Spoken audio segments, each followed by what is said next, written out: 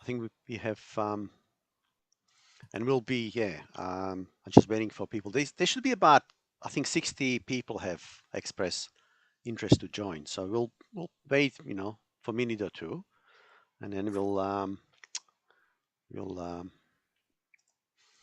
kind of kick off, shortly. People are coming in as it is. Mm-hmm. I just need to go here.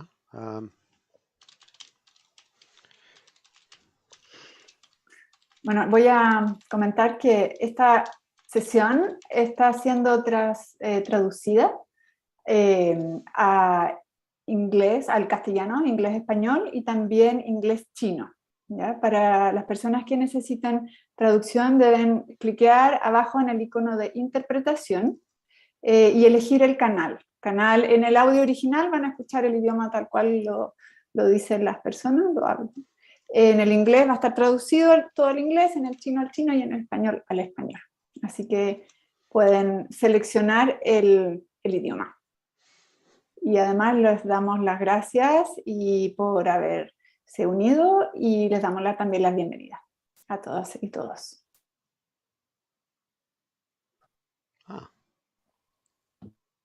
Am I recording? I didn't know that. How did I manage that to do? All right. Okay. So we'll welcome everybody. And what I wanted to just say before we move on is this will be interpreted into Chinese and Spanish. So it's important that you select the right interpretation channel so that you can hear in your language the talk, but also when you do ask questions, then the interpreters will be interpreting it back to everybody else. And yeah, thank you to both of the interpreters to helping us. Jialong, would you like to share this then in Chinese so people understand what they need to do? So to get to the channel on your bar, on your Zoom, there's an icon that looks like a globe, and you just select your channel that you need to be. So it's either English, Chinese, or Spanish. If you stay into the audio no interpretation of, what it means is if somebody will ask questions, let's say in Spanish, then you would not hear back the interpretation. You would not know what they have asked, unless you, of course, speak both languages. Then you'll be okay, okay? Right, anyhow, Jialong.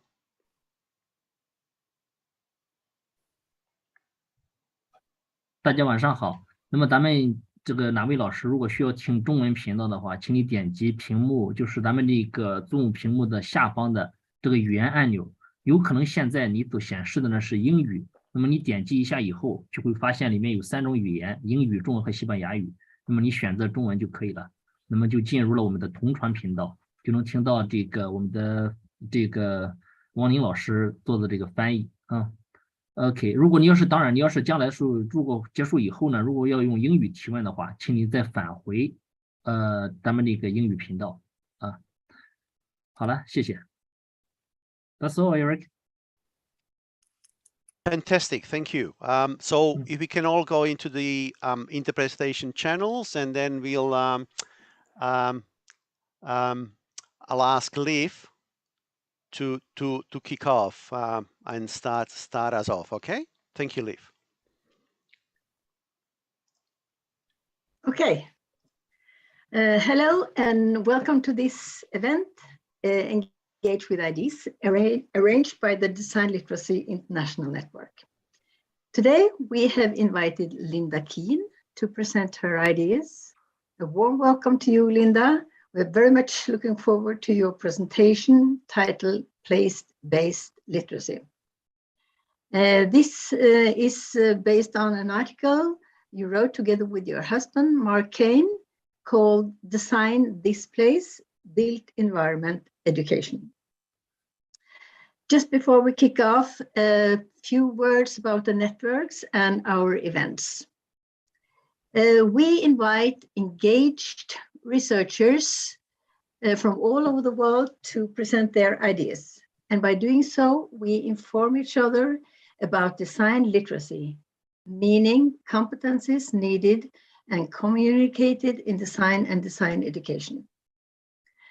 And we all have different backgrounds and different contexts when they present our research on design and design education. And I think this is a strength of the network. It opens up for reflections, and it might also inspire, hopefully.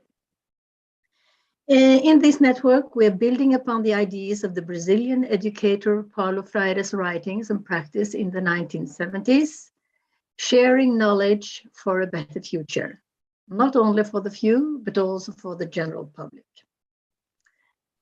As then in the 70s, today, competence is important for wise decisions, and wise decisions are of great importance if we want to move the world in direction of a better and greener tomorrow. Today is our 21st event, and our presenter, Linda, she is educated architect and she has been teaching for several years. She will say a bit more about her background, but before I am handing the screen over to Linda, I would like to just say to all that our presentation will be translated into both Spanish and Chinese. And thanks to the translators at University of Design in Santiago and at Shandong University of Art and Design in China. So Linda, now the screen is yours. Thank you very much, Liv. And I am so honored to be here and invited to speak to all of you. So good morning, good afternoon, good evening, wherever you are. I am going to share my screen and get started.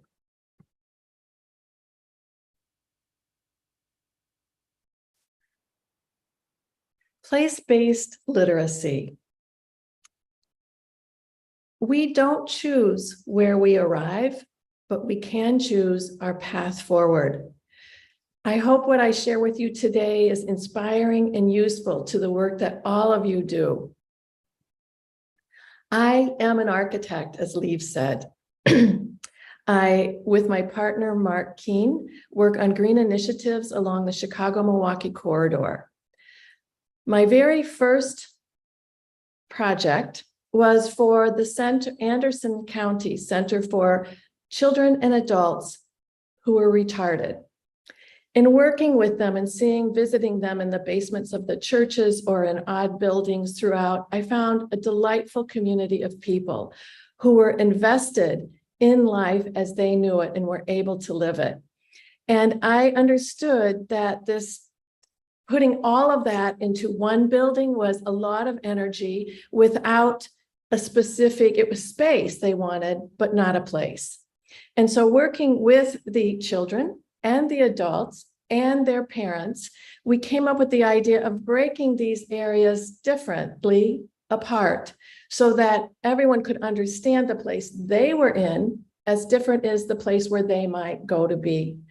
And so we took the one building and made it 6. And you can see in the small pictures down below, it starts out with an admin, a welcoming center. On the left is the children education. On the right is the adult education. They both have their outdoor classrooms. The upper left is a half basketball court, multi-purpose cafeteria, gymnasium, whatever. And on the right is the job training center, all centered around an arcade that will, as you move through the day, you go in and out of your campus covered from the weather. And in the center is the home, or the place where we all start for life skills training. And during the course of this, we moved sites, and it was meant to be, but we ended up on the site that was originally occupied by the Hopewell Native Indigenous people. And so we were able to change the name from the Anderson County for Retarded Adults and Children to the Hopewell Center for Adults and Children with Disabilities. And this was a major move because we all are learners. To be alive is to learn, and we all have learning challenges. My architecture practice took me to Chicago, where I met my partner, and we created hand-drawn films like Disney that were shown on TV and then put into collections. The films, just at the beginning of the digital age, I bought the first computers for our department, were put into an architecture CD-ROM for the public, and it was published in Spanish. It's still on Amazon. By that time, we were beginning to build websites. So I built the first website on the department, which was about spending life inside. I inherited an environmental design and an interior architecture program, and we spend 90% of our lives indoors. So we made an interactive website that was shown at the Art Institute of Chicago Museum. During this time, I married my partner. We had children, we have 4. And our second child, unbeknownst to both of us, developed early infantile autism. Now, you may know about this, but it is when a child loses their ability to speak. And it's a great story, but I'll keep it short. We became PhDs in neuroscience and how the brain is wired. And it reminded me so much about the computer's there, but we are engaging the computer. And the brain is there, but it needs us to reach it in the way we learn and teach. We were very fortunate. We recovered her like the Helen Keller way of teaching phonetics and language. And she speaks, and she had finished high school, and she's at work right now. So I realized that we call it scripting life, because every moment is a learning moment, every moment. And you have to break it down until it is palatable to that person's brain and their ability to learn. And then you need to repeat it, because by repeating it, you build relationships and connections and deepen memory. So for everyone, the purpose of life is purpose. And at that point, we began to green Milwaukee. We worked on the City of Chicago Green Roof website. We were an early TED Green School and the first water filtering roundabout where our kids went. And I founded the 3rd architecture program in Chicago with some faculty. And these are all the classes I introduced that are in addition to the required courses that an architect has to make to be accredited. And they are ecological, environmental, ethical, and engaged. So that was my introduction. And now I want to introduce place-based literacy. We live in a designed world, nature's and our own. So let's learn about them together, right? Architecture, indoor, outdoor, living spaces, buildings, groupings of buildings, connected with natural and non-living human systems that we have created. And then the environment, spatial and temporal relationship of the natural and constructed world. What does this look like? Well, as all of you know, design, we're not just designing for ourselves as designer, we design for others. And this also mirrors the growth as a character individually in each of us. We are made from the stuff of the stars. There is ourself, then there is where we landed, what we know and from informal learning. And then there is nature, which is our gift of where we are living. And it's called thirding. So we need to connect those 3 things throughout a child's life and an adult's life. So easily, let's start. What makes you happy? What makes you healthy? Because we want a good life, and we want a good life for others. We switched this, and I have to say, this has been done with 2nd graders all the way up to adults. Right? You have 30 seconds. Go, look around you, start writing nouns that you see that is a design, like your mouse, your computer, your lamp, your house, your chair, your space, your city, your car, your shoe, your underwear, everything. Okay, done that 30 seconds. Now, write design as a verb. Oh, what's that? What does it do? Normally, I show a movie called Meet Designers, and they give you the answers. We ask questions. We imagine new things. We work out difficult challenges. So design as a verb questions, researches, thinks, examines, tests, iterates. And then we switch it to nature. Hello, nature. Look around you. If you can't see something that is outside in nature, you're going to have to pull from your imagination. What does nature create? Go.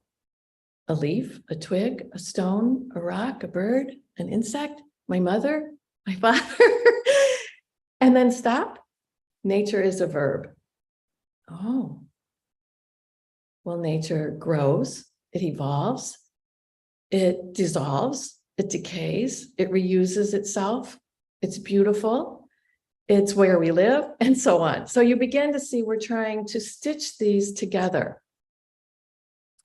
And I put the link down there, but with any age, I like to share Watch Evolution of Life on Earth in 60 seconds. Because you're looking, and then I give them this worksheet. Okay, what came first? Well, that's a little difficult for most of us to remember. But the beautiful thing about it, it's 60 seconds, and there are periods of activity and inactivity. Our oldest ancestors, yes, the same, made of the same stuff we are, and part of our DNA, are on this sheet. And I ask people to go outside your house and find your oldest ancestor right now, because it's a rock. Okay, that's the oldest surviving ancestor. And this is the Earth clock where they put these all together. But the key to this is that humans, nature had 4.6 billion years. We've been here for about half of the last second. That's a little humbling. So we go back and we ask what makes living things happy and what makes them healthy. And we connect people with non-human living things in life. So we're beginning to build empathy. Another way of doing this is to, most children do a family tree in school. Who are my parents? Where are they from? Who are my grandparents? Where are they from? Then we have them pick a tree on their school campus and look who lives there. Who lives in a tree? You have a family tree? Non-humans have a family tree too. That's habitats. And then they actually, because we know by now that most children understand that the rainforest is being depleted, but they haven't really made a friend of a tree on their school campus, or they can't name the trees in their neighborhood. So we ask them to choose a tree as a friend, identify it, science project, nature project, and spend time talking to it during the week. And I would like to know what you say to your tree. So first day of class, all right, here we are. You've seen many talks where people say, where are you from? And they'll put their city down. Well, we ask, what biome are you from? Just switch it. Nature first. Oh, great. Savanna. All right. Deciduous forest, tundra, desert, alpine. And then you can put your city in. But first, what is the biome? We then ask them to say, well, where do you live? And we begin to expand and contract, divergent and convergent. We ask them to think of where they live in 9 connected scales. Pattern, object, or nano, pattern, object, space, architecture, neighborhood, urban, region, and world. This is a great get to know your students, and it also gets them to think about where they live instead of just living there. And you begin to understand what's important to them and how they see the world. So we switch the 1, 2, 3 connectivity of self to culture to nature to ourselves, I, to we, and it to its. And I have Mark Decay from Integral Sustainability Design, an architect as well, to thank for this. Because we're beginning to see that learning involves our personal experience, which builds our behavior, and our understanding of our point of view of cultures, and then how we can connect them to both built and natural systems. And this opening of imagination, I wrote an earlier paper on greening the imagination. It's an ethical imagination. and that's why the I must relate to the we and the it to its. It is the design divergent thinking. We're stretching it out, but it's then also extremely focused and convergent, back and forth. Once you turn these switches on, just like on the computer, opening all that software, you can't stop it. For example, in interior architecture, I learned by full body ergonomics to sit in a chair at a restaurant by a table. If it's not the right relationship, I can tell it like that. Okay. And that's what happens. You turn on that awareness. It starts with an awareness deepened by understanding to eventually application, advocacy, and stewardship. I'm not sure why that's blank. So the powers of 10 is another great thing. And I'm sharing these because with place-based learning, which is full body, with K12 and with e-learning, we have access to everything in the world. And so you pick precisely what you want to share with your students to help their imagination grow. And this is where the movie starts by Ray and Charles Ames, and you go up powers of 10 every second into the universe way up there. And then you pause for a minute out of breath. You take this roller coaster ride down where you go through periods of activity and inactivity, just like the minutes evolution of life on Earth. And you stop again at the picnic bench and you go in, the world goes away and you go into your skin. It looks like the grand scale, the Grand Canyon, and then baklava that maybe you're not sure you want to eat. Next time it goes into the body, into DNA and the molecular interaction in our bodies. That's a whole XY, it's a whole stretch. And then we can go to the Wikipedia project, the Manhattan Project Wildlife, the Wilikia project by a geologist that will show us what was there and what humans have built coming up the Hudson. So the idea of this, in gentle ways, without saying we're studying systems thinking, is to understand that everything's connected. Just like Muir said, you tug on a piece of grass and you're connected to the stuff of stars. So big picture, part to whole, and diverse approaches over time. Very critical for place-based literacy.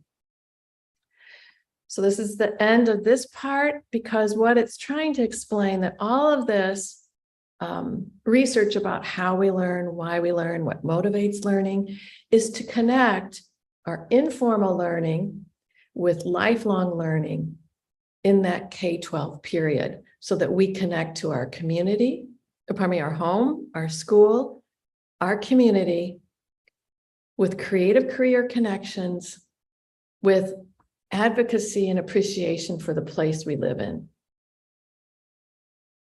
All right.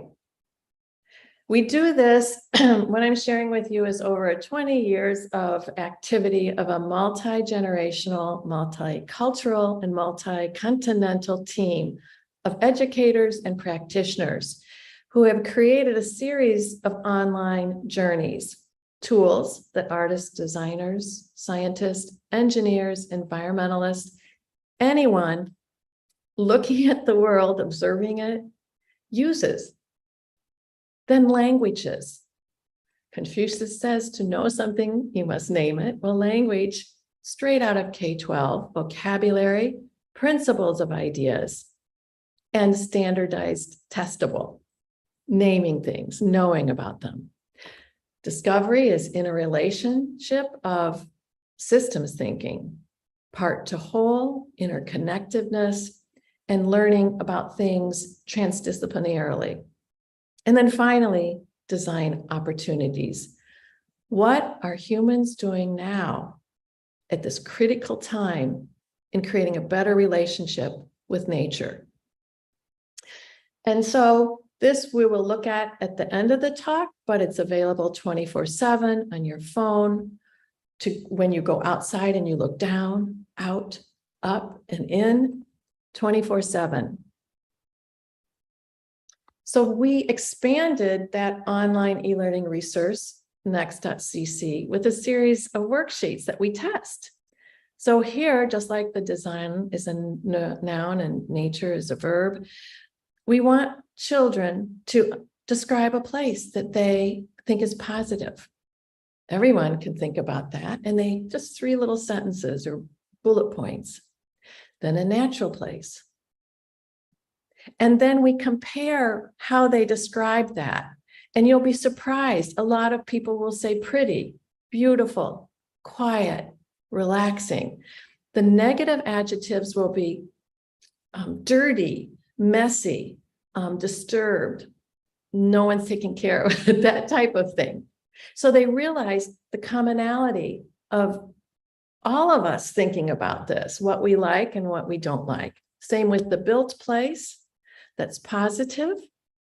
All of a sudden, most people just live in a place. They don't read a place like a person reads a book or a poem, but we need to connect them with the built environment as well. And so that's where we begin to pull this together. The place is not just a space. It has an emotional, a physical, and for some, a spiritual connection. And it's our own perceptions, but our shared significance, because that creates a shared culture. We need to measure its materiality to quantify and qualify it and understand its context. So very easily, these are a series of journeys to use to open up the senses. We look, we live in an optic world, but let's start studying nature, weather, timely changes. We listen. How many of you have students making sound maps or sound walking the river or sound walking their apartment or their city or a place in the countryside or walking? We'll get into this, and then storytelling about what they see. If we all walk to the grocery store, say we're all here in my room and we all walk from here to the grocery store and compare, we will see different things because we're different. And they will mean different things to us. We will look at nature patterns and a biomimicry or affiliation with life, and we will begin to expand an imagination. At the same time, we're actually collaborating together. So you can see on the left, when you walk, we have to walk. There's several ways of walking, but we have to walk towards something, start to record it, walk across it, walk along it, walk into it, around it, through it, and out. And we have to frame our view because we have 180, and that's our cone of vision. We might have eyes in the back of our head, or we might have ears in the back of our head. Space is spatial, and spatial we hear through our ears even more strongly than we do through our eyes. And then here's students drawing and sketching what they saw. We also analyze that. We can, from views in, views out, the middle one here, or collecting materials of a site and its existing, word mapping, demographics, geologic, past, anthropologic. And people today, everyone almost in the world has a cell phone. They take lots of pictures. Well, they start pointing just like a really good artist, like what you want someone to see when you're telling. What do you want them to see? What values, what physicalities, and so on. And another easy worksheet, poems, where what you're beginning to see is there a lot to take in. And we can't remember all this if we're not keeping a journal, if we're not writing it down, if we're not taking notes or actually beginning to quantify it and qualify it. And yes, this process of place-based literacy does develop skills. They are not necessarily specific to any profession, but to people who are working in the world. Simple ones like understanding the climate we live in, how scale and measurements, those two are, and how our body fits into the world around us. And then how buildings are actually living things like our body. And so you begin to see a little into the type of activities that are introduced on the website and the kind of links that you can begin to see. And then here's students doing their work where they're the Renaissance person, which the Renaissance person of today is a person who understands nature and the built environment as together. And you can then see in the middle, everyone learns about human health in their science class, but let's start learning about nature's health with what we contribute and what nature. And now specific to place-based literacy, it starts with people because they're the ones that are making the observation. There are many ways to explore space. There are many ways to experience space. And from that, we begin to sensitize ourselves to design is about designing experiences. And then placemaking. And that is getting people involved to contribute ideas for what they want to see.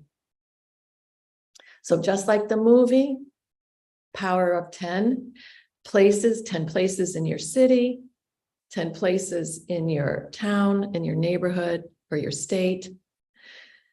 And this was working with the Chicago Metropolitan Planning Council and Project for Public Spaces, which are linked on the website. They've been working on this for a long time, 40 years, I think. But how do we describe a place? What makes it desirable? That takes a while to unpack. But for young children, what's missing here? What do we need?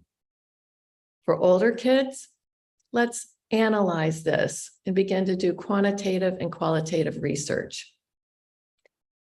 Like the EU's new law, let's remember to replace biodiversity. And if you're having trouble trying to decide, we made these little dies where what people, what nature elements, what activity. And the point is to empower youth participation, engagement, and placemaking abilities so they can be empowered as a citizen designer and connect to the place that they live in, its history, its culture, its economy, and its environment. Past, present, future, and over time. Many of the cultures that you live in now do this in a beautiful way. In the United States, our children, by and large, are nature deprived and design denied. Over half of the population is bused from their home to school to play on an asphalt playground and bused back. Only 4 states have art and design standards. Design in the United States is not taught till college. So how do we help teachers integrate this place-based project learning, place-based literacy into their teaching? We take the vertical traditional subjects, which is how they are taught here for standardized testing, and all the little bubbles are place-based projects that might link art with math. It might link health and PE with social studies. You can see that the circles get bigger as you go down. It's because they've acquired skills in 1 year or half of the semester that they build upon the next. They begin to collaborate. It's one of the things students say most they like about the hands-on workshop. Yes, they learned about sustainability, but the best thing is like they collaborated together to learn and make it. This is not the goal of standardized teaching. Standardized teaching is individual. Life is collaborative. So it gives you an idea. And you all are interested in design, so you know all about the designing mind. But bringing it to place-based literacy is key now in this time, day, and age of climate change. And every year in every country, every child must have scaffolded experiences to build upon and continue learning. So what I'm sharing with you is useful and usable for elementary, middle, high school, college, and senior citizens. Okay. And I didn't show this in process, but it's all on the website, which I'll show you. It's all been documented, teacher, professional development, workshops with all those children, and professional presentations like this one. And so I ask you as an international network to help spread, which I know you are already doing, this curiosity and compassion for the world around you, building the wonder of the world in our youth, who will be the future leaders of tomorrow. And I leave you, these are again, just, sorry, this isn't, they're called Creativity Connections, which we created for COVID, which is downloadable online. So we're beginning to move the worksheets I showed you after we tested them online. And the end game is eco-literacy, personal affinity with life on Earth through outdoor activities, creating cultural and environmental sense of place, purpose, and stewardship. Thank you. Thank you so much, Linda. That was thank you for all the information. And I think there's already a number of questions being posted. And if other people have other questions, do please, come in and ask questions. One question from me, Linda, is about, and I fully agree about, with you about the understanding we are all different, we have different views, and we perceive things differently. But my question is about, how do you reconcile all these differences, and how do you come to a, or do you need to come to some, common point? I think that's what I have learned from workshops with children of different ages. I work a lot with children who do not have projects or making as part of their K12 education. So they never have a chance to draw or build. And I find when these children come, they're a little shy in the beginning. Then you give them, you break it down into tiny pieces and you give choice.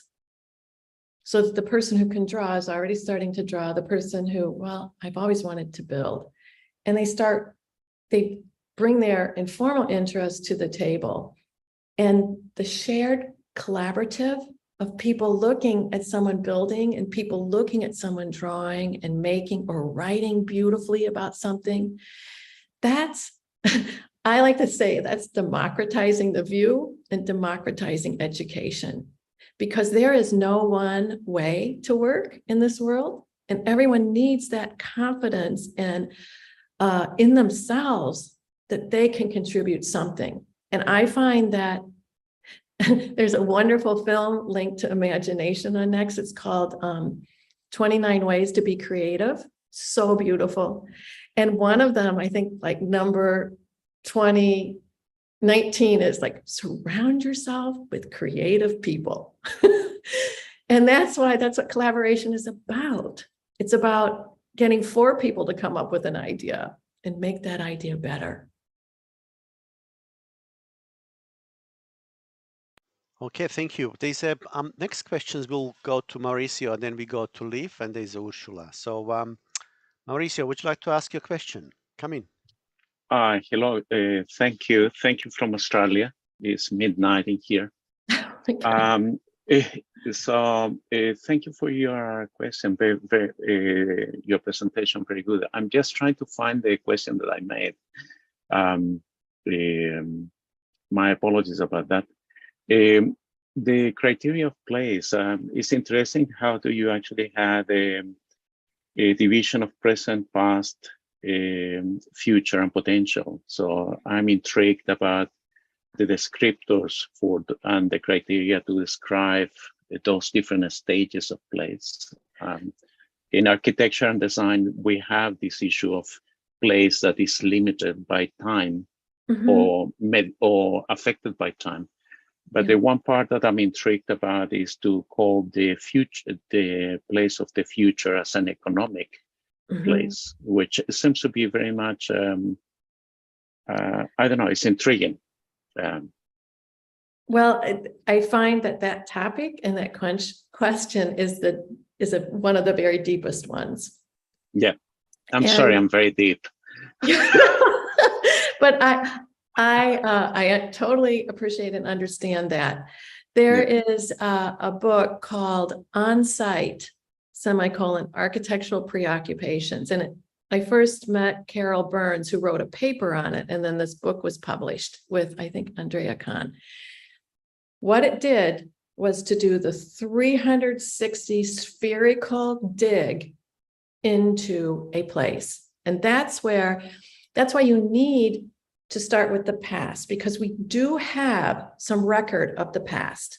We may not agree with its history or its translation to today, but it is there, whereas the future is still ahead of us.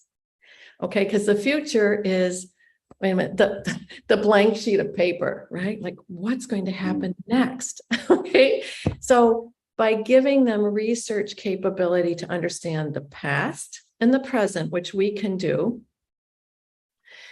is the ability then to move their confidence into coming up with questions about the future and what the future might be. To do that, to push them into that, like, you have to make a better world now, okay? You have to solve these problems. That's very scary for a child. So you give them things that increase their confidence. And I think that that's what I would say is the difference between introducing the future too soon, until you've given them a foundation from which they feel good about themselves and what they can start to ask questions and to fill that blank page. That wasn't a great answer. It's not good for every situation. No, that's all right. I tried. That's all right. I would say that the place of the future, if we're talking literacy and sustainability, would that the answer be economic, especially for a K-12 student? I think I'm intrigued about that part. That's all, but it's not something that we need to dwell about that any further. Maybe we can talk later about that. Yes, I would. Would, because there is an economy in nature that maybe the economy in human is not mirroring enough. Okay. Okay. That's all right. Thank you, Mauricio, for the question, and thank you, Linda, for the answer.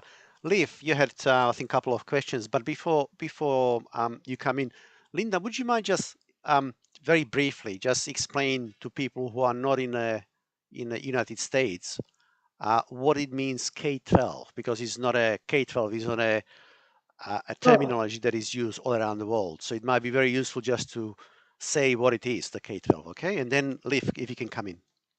Thank you, Eric, for bringing that up. In the United States, children begin kindergarten as early as 4 years old, and it may be a whole day. So K represents kindergarten. From kindergarten, they go into first, second, third, fourth, fifth, sixth, seventh, eighth, up to 12. And then they're done. That is their directed learning in school. Only 1/3 of the US population then goes on to college. Those other 2/3 are done with directed instruction. And that's why those K-12 years are so critical to inculcate the love of learning, the desire to learn more, and to contribute.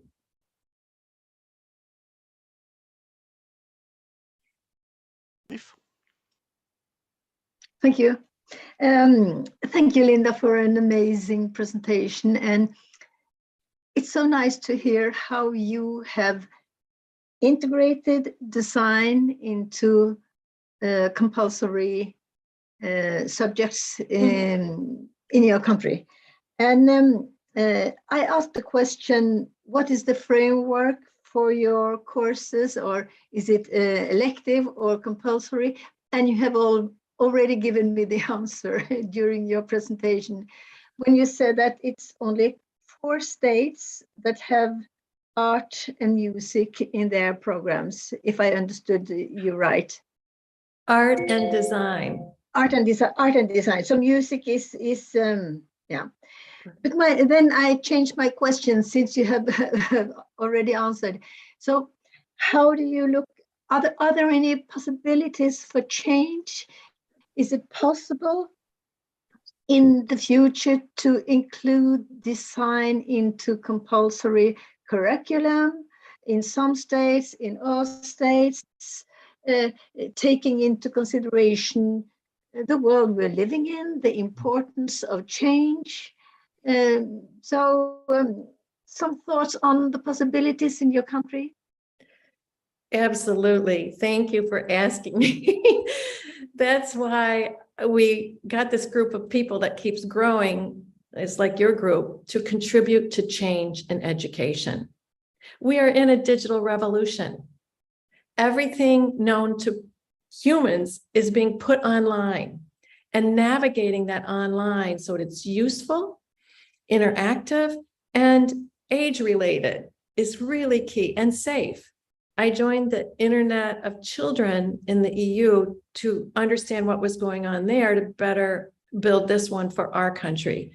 But the good news is architecture deals with science, technology, the environment, engineering, art, and math, and culture, and economy. It's a pretty much horizontal field of study. And now, just with our short 15 years of effort, next is listed as a science curricular resource, a technology curricular resource. So we're getting into the back door of the single subjects. We're getting through the back door. Just follow up. It's very nice to hear that you come in through the back door. But yes. If you say 20 years from now, do you think it will be recognized as a kind of knowledge which gets a kind of compulsory status? Or Yes. it's difficult to say, I know, but what's your thoughts? Absolutely, because humans need to make some changes now. The world needs human imagination and innovation more than ever before. So it needs exercising in early childhood, middle childhood, teenagers, young adults, parents, seniors, all of us. And I believe that education will become lifelong for everyone. I can see it happening already with online things.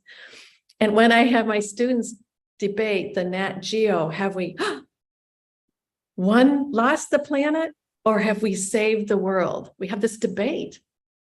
And it's really healthy discussion to have, because we have to make changes to save the world and to better support all of us. Thank you, Linda. You're optimistic, and so am I. Great.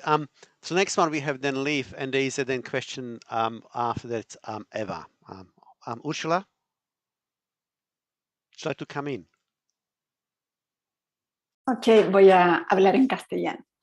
Gracias, Linda, por tu presentación y por compartir esta experiencia que me parece muy, muy interesante, muy enriquecedora y muy inspiradora también. Nuestros sistemas educacionales son muy distintos en Noruega, en Estados Unidos, en Inglaterra, en Chile. Y me pregunto, tratando de imaginar cómo podría ser implementar metodologías como la que tú has desarrollado en Chile.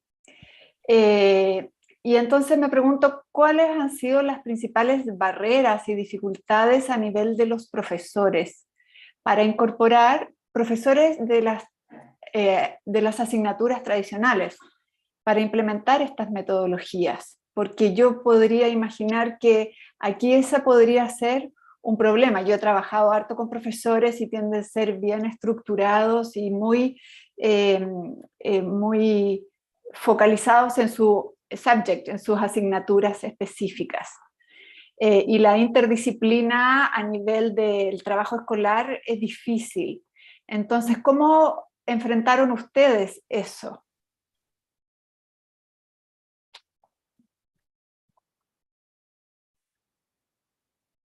So Ursula, I think you're asking about, correct me if I'm not right. You're asking me about the digitalization and recent COVID, is that correct? No. I didn't capture the translation. Wait a minute, you're muted, Ursula. I'm sorry. Yeah, I'm going to try. yeah, we I can will hear try you. in English. Okay. So maybe it was not in the English channel.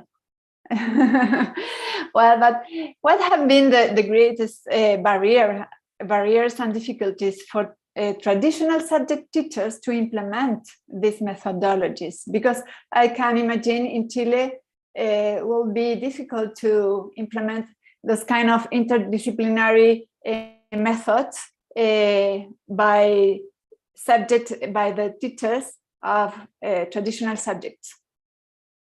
Okay. Yes, thank you. Okay. I have a strategy that I use, and with all teachers, because they're teachers, right? They're teaching students, and they're also learning as they teach students, and because they're learning how kids learn. All you have to do is to equalize some time outside as well as all the time inside. That means time away from the computer. That is a powerful tool. If our children spend 90% of their waking lives in front of a screen, it's going to change the world. And it'll move it away from outside. So it needs to be the activity in activity and taking a breath and finding your place. So I think that it's very easy for any type of teacher to say, all right, today we're going to spend the day looking down in every subject, in science, in math, in technology, in engineering, in architecture, in art, and in design. So everybody goes down, and some people will go into insects and soils and rocks and what's under your street. It democratizes the plane. Architects do think about the ground. Actually, humans have always thought about the ground, the surround, and the overhead as shelter in the place that they are in. And I think teaching needs to, we have our subjects, reading, writing, arithmetic, but they need to not just be inside trying to teach these terms and principles and vocabulary. They need to go outside and experience it. That's called experience design, and break it down. You don't always break it down all digitally. With the internet, we can have games, we can have amazing deep mapping exercises to share. All of those things are theirs, but in pieces. You know, if you just blow out all of that, it's overwhelming to teachers and to students. So you have to choreograph it. Teaching is choreographing, teaching and learning. I hope that helped a little bit. That's great. I think we have a last question then. We are drawing to the end, Linda. Eva, would you like to come in, please? You had a question.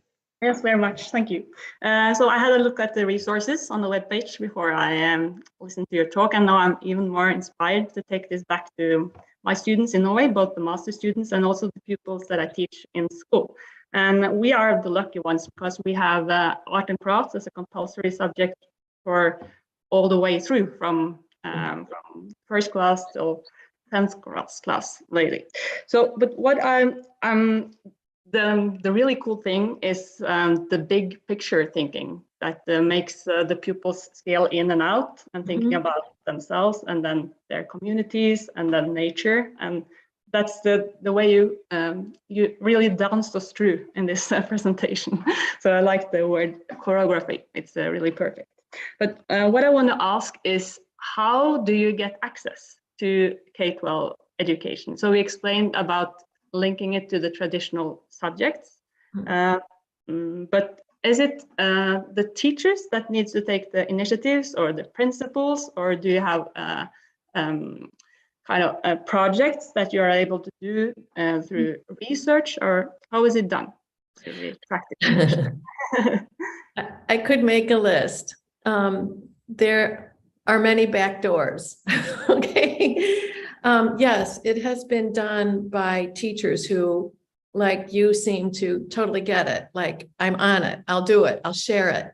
Because then that gets into teacher education changes, because they're writing their dissertations and they want to share informal learning and lifelong learning, e-learning. And so they quote with Next and they put it in their dissertation. But it also can happen by looking at teachers who are desperate to keep their students focused and to actually not, as Sir Ken Robinson said, kill curiosity just because they're really streaming all the stuff they have to learn. And the key thing for me is to catch them end of elementary, 4 or 5 year, and middle school, before they say, well, I'm not smart, I can't take a test. That has very little to do about imagination, all right, and their place where they can contribute. And that happens to a great deficit in our country. And we're trying to change that with the children themselves. Yes, you can do design-based learning, as you know, is done at corporate level. And, environmental sustainable governance, justice, equity, diversity, and inclusion, that's being done now at the top levels. But I truly believe, just like from where you're born, the imagination can grow from day one. Your entire life, if you just have enough of it open before you get these challenges. And that's my goal. Our goal, I should say. Is that, Eva, has that provided you with what you were seeking? Great. I think yeah, it'll be good to connect and discuss all these things. Eva, did you want to say something? Yeah. I just wanted to say that I hope you get through the front door. By invitation only. That was great, Linda. As you can see, there's lots of interest in it. There were more questions, but yeah, we'll close this session for today. And thank you for joining us, and thank you everybody else who joined us, from around the world. So, thank you, Mauricio, staying with us, so late, and thank you for Ursula getting up so early. A pleasure. A pleasure. So it's great to have you, everybody, here, and for next month, do join us. We'll have Marco and Bianca from Brazil. So do join us, please, for next month. It's every Tuesday, the talks, and the talk you can have a look at. We'll be discussing about what they're trying to do in terms of looking at the decolonization of education and design. So it'll be quite a interesting talk about looking at how they're trying to tackle that, and they'll be talking about materials they developed that they're trying to use to facilitate those processes. So I'm looking forward to it, and hopefully we'll see you again next month. And in the meantime, watch this space. There'll be other things coming up. And again, thank you very much, Linda, for joining us, and putting your time into this, and exploring all the things that you were doing. And it'll be maybe worthwhile to discuss, have you again in the future to look at some more specific projects maybe you have done, or do maybe project like a workshop or something we can then maybe explore, something hands-on perhaps. Okay, that would be great. So thank you again, everybody, and thank you for the UDD team for setting up the TV channel with us. Thank you for the Shandong University of Arts and Design organizing the interpreters, and Ude, they're also an Oslo Met, for hosting the recorded video. So, this is an effort, again, across, by many different people. So, we are at 21st talk now, so which is great. And we'll see you next month. Bye-bye, everyone. Thank you so much. Thank you so much. Thank you, Liv. Bye. Thank you, Linda. Thank you so much.